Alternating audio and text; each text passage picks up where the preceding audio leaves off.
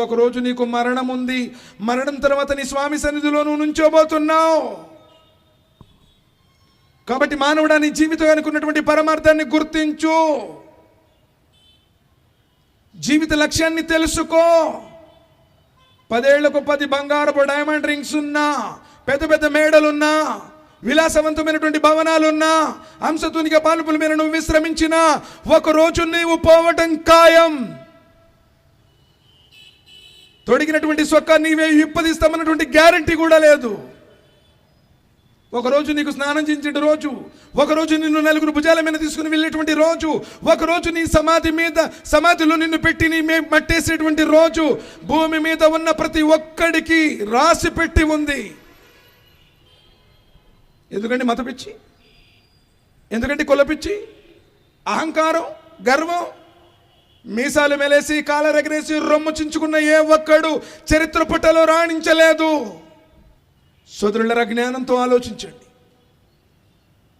ఎప్పుడు పుట్టామో తెలియదు, ఎప్పుడు పోతామో తెలియదు. జననం మన ఆధీనంలో లేదు, మరణం మన ఆధీనంలో లేదు. మరి జననానికి మరణానికి మధ్య ఉన్నటువంటి ఈ జీవితం నా ఇష్టానుసారం జీవిస్తానంటే ఆ పైవాడు ఒప్పుకుంటాడా? ప్రవక్తలు ఏం చెప్పారు? సోదరుల జ్ఞానంతో ఆలోచించండి. ఈ మానవుణ్ణి ఆ సృష్టికర్తే సృష్టించాడన్నది జగమెరిగిన సత్యం. నువ్వు ఒప్పుకున్నా ఒప్పుకోపోయినా. డార్విన్ చెప్పాడు జీవ పరిణామ సిద్ధాంతం ద్వారా వచ్చాడని. కానీ డార్విన్ సిద్ధాంతం ప్రయోగాత్మకంగా నిరూపించబడలేదు. అది ఊహాత్మకమైనటువంటి సిద్ధాంతం అని డార్వినే చెప్పాడు. అంటే మానవుణ్ణి ఖచ్చితంగా ఆ సృష్టికర్తే సృష్టించి ఉండాలి. మానవుడు ఏ జీవి నుండి రాలేదు, మానవుడు ఏ జీవిగా మారటం లేదు. మరి ఆ మానవుణ్ణి ఆ సృష్టికర్తే సృష్టిస్తే మానవుడు ఈ లోకంలో ఏ విధంగా బ్రతకాలి అని ఆయన కోరుకున్నాడో ఆ కోరుకున్న విధానాన్ని తెలియజెప్పటానికే మానవులనే ప్రవక్తలుగా చేశాడు. ప్రవక్తలు కూడా మానవులే. కుల్ ఇన్నమా అన బషరుం మిస్లుకుం యూహా ఇలయ్యా.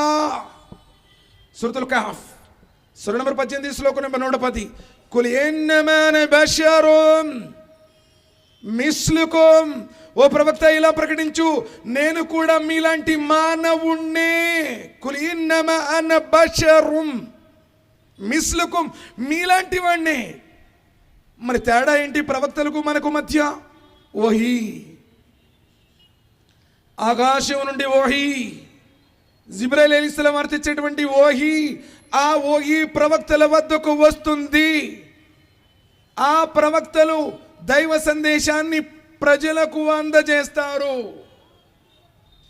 ప్రవక్తలు మనలాంటి మానవులే. ప్రవక్తలు కూడా మనలాగే భార్య బిడ్డలు ఉన్నారు.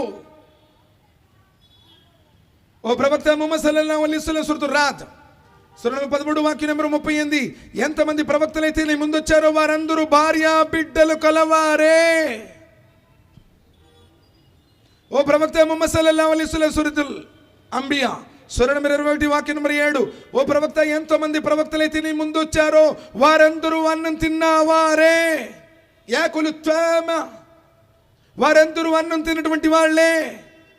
ఓ ప్రవక్త ఎంతమంది ప్రవక్తల్ని ముందొచ్చారో, వమా ముహమ్మద ఇల్లా రసూల్ కద ఖలత్ మిన్ కబ్లిహి రుసూల్.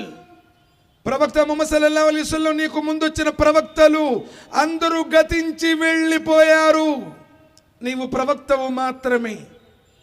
సూరత్ ఆల్ ఇమ్రాన్ సూర 3 వాక్యం నంబర్ 144.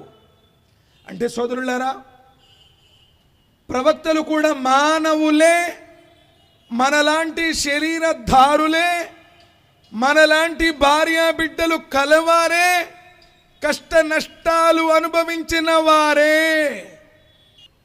అల్లాహ్ సుబ్హానహు వ తఆలా మానవుల్ని ఎందుకు ప్రవక్తలుగా చేశాడో తెలుసా? ఒకవేళ దూతను పంపి ఉంటే, దూతే ప్రవక్త అయి ఉంటే, ప్రళయ దిన రోజున మానవుడు అనేవాడల్లా, నువ్వు దూతను పంపావు కాబట్టి దూత ఎట్లయినా దూతే కాబట్టి పాటించాడు, మేమంటే భార్య బిడ్డలు ఉండడం ఎట్లా పాటిస్తాం, మా వల్ల కాదు అని చెప్పి తప్పించుకునేవాడు. ఒకవేళ దేవుడే ఈ లోకంలోనికి దిగి వస్తే ఏంట్రా నువ్వు ప్రళయదిన రోజున లేపి నువ్వెందుకు ఆచరించలేదురా అన్నాడు అనుకో, అయ్యా దేవుడా నువ్వంటే దేవుడు కాబట్టి అన్నింటిని మానేసి పరిశుద్ధంగా జీవితం గడిపావు, మేమంటే ఉప్పు కారం తినేవాళ్ళం, ఆకలి దప్పికలు ఉండేవాళ్ళం, మేము ఇవన్నీ చేయాల్సిందే అని కూడా తప్పించుకుంటాడు, సాకు చెప్తాడు. అందుకని అల్లాహ్ సుబ్హానహు వ తఆలా అన్నాడు, మేము భూమండలంలో మానవులనే ఎందుకు ప్రవక్తలుగా పంపామంటే భూమండలంలో నివసిస్తుంది మానవులు కాబట్టి. జిన్నాతులకు కూడా ఈ వరం లేదు, స్త్రీలకు కూడా ఈ వరం లేదు.